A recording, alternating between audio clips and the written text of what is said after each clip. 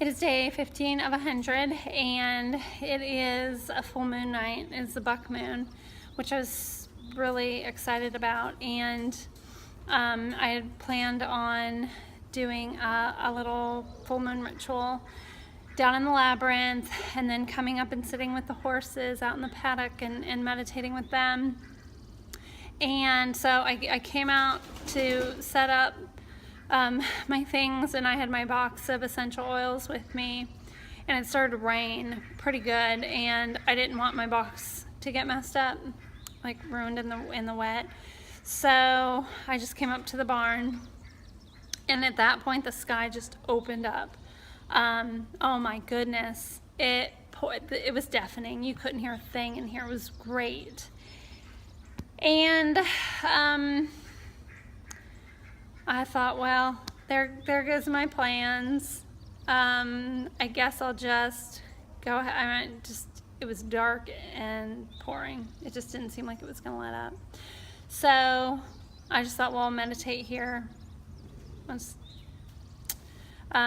do that thing, and never mind the ritual, and never mind the moonrise and all that. And I couldn't even sit in with the horses because they were all in the run, and it was getting a little crowded in there, so I didn't want to go in there. So I just sat on the aisleway, and I closed my eyes, and I was thinking about how nice and lovely it has been being more intentional about syncing my activities, my desires, my actions all around the phases of the moon, which I've been curious about and semi-aware of, but never this intentional about doing it. So it's been super helpful. And I was thinking about how winter has always been, I never looked forward to it. And once I looked at winter as a time to go in and rest and recuperate and hibernate a little bit, it became something I actually look forward to. And summer too, it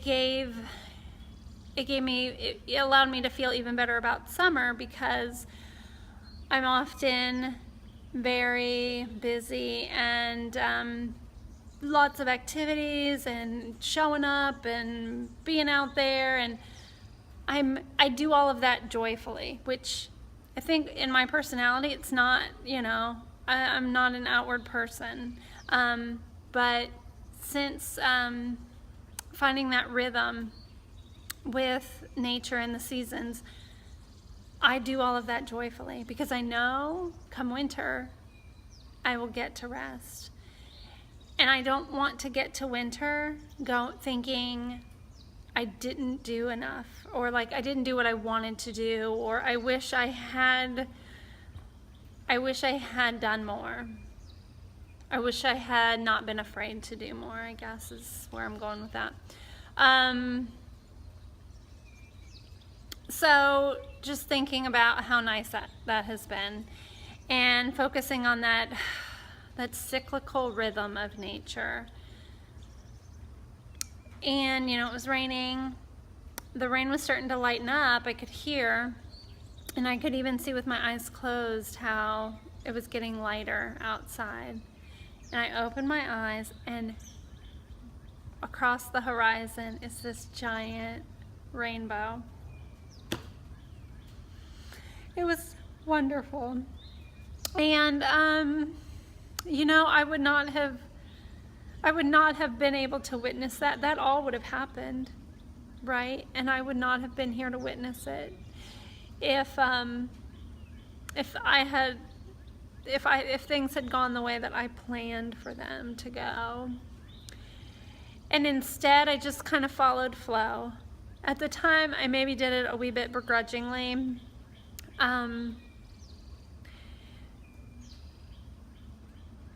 But I'm so thankful that I was just like, well, this is what's being presented, and I'm just gonna go with that. It was beautiful. It was amazing. And I got to go in with the horses and I took some pictures, and I came back out here and sat, and the rain just left completely. I mean, and at that point all the horses went back out to the pasture, except the Minnie came, and I went and sat in the run then, and the Minnie hung out with me for a little bit. And then as I'm sitting there in silence, all the animals come out. I mean, all the birds and our neighbor horses come out, and it was just like nature showing me how you rest at times of rest and come alive and do the things. There is a time for all of that. And for the chickens, that meant going to bed early because they didn't want to be out in that mud. But for the duck, it meant partying in puddles all night long, right? Like, he's just over the moon, excited about all this rain. And it was so moving just to see them showing me how that whole thing works. And so I'm sitting there just in awe of all of this, and in comes... Okay, so then I'm sitting there in silence and I'm seeing all of this, all of what was in me being reflected outside of me and around me. And in walks my sacred interruption, Noah. And it was lovely, actually. I just paused my meditation, and we decided we were going to go down and do our ritual at the labyrinth. So we each walked the labyrinth, and he wanted to do some other things down there. And when we were done, I sat in the center and finished my meditation, and I walked out, and just such a sense of peace. And oh, my phone's all sorts of full. Yeah, so oh goodness, I'm losing my...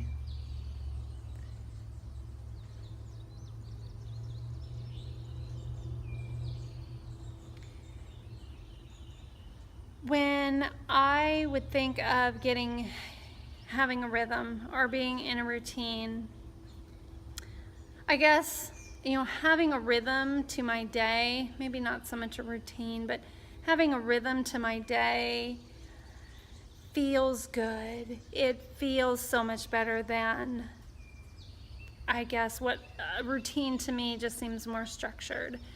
And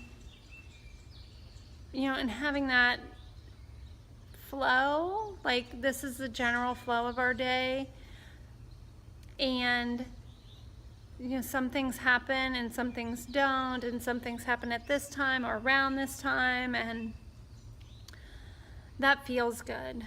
That feels good to me. And now, what I think I've been maybe being a little more intentional about, but what I really want to continue to put more of my focus on is syncing my rhythm with the rhythm of nature and of my body and of the seasons and of the flow of the universe, really. It helps me to be more in touch with what is important to me. It helps me connect more to myself, more to all of the beings that I share this space with. And that's what I'm going to be focusing on. That's what I'm going to be bringing more intention to throughout the rest of my life. So, day 15, finding rhythm, syncing rhythm.